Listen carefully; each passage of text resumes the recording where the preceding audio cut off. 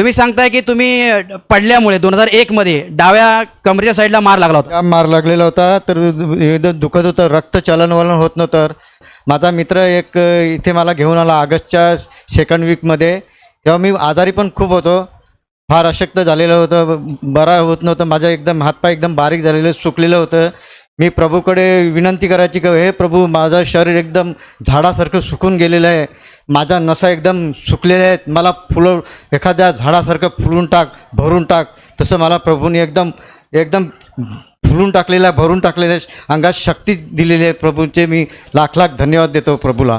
देवाकडे प्रार्थना की त्याच्यातलं मला एकदम मी पूर्ण बरा झालो. कमरेचा आजार पण मला एकदम काढून टाकला, काही दुखत वगैरे काहीच नाही. 20 वर्ष झाले एकदा मार लागलेला होता, मारलेला होता माझ्या कानाखाली, तेव्हापासून ऐकायला येत नव्हतं इकडे. तुम्ही सांगता की ऑगस्टमध्ये तुम्ही पहिल्यांदाच आलात. पहिल्यांदाच आलो. मला एक माझा मित्र त्याला मला इकडे घेऊन आला, मी आजारी होतो, कानाला ऐकायला येत नव्हतं, पण एक दोन प्रार्थना मी आलो, या कानातून एकदा माझी हवा असं निघाल्यासारखे आवाज आला आणि मला थोडं ऐकायला येतं. आता मी ह्या बोट ठेवलं ना, तर ह्या कानाने मला पूर्ण ऐकायला यायला लागलं आता, स्पष्ट ऐकायला येतं. हो हो हो. आता तुम्ही माईक पकडा हातामध्ये.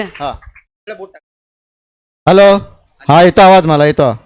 Hallelujah, hallelujah, hallelujah, hallelujah. धन्यवाद पवित्र आत्मा, धन्यवाद प्रभू येशू, धन्यवाद पवित्र आत्मा.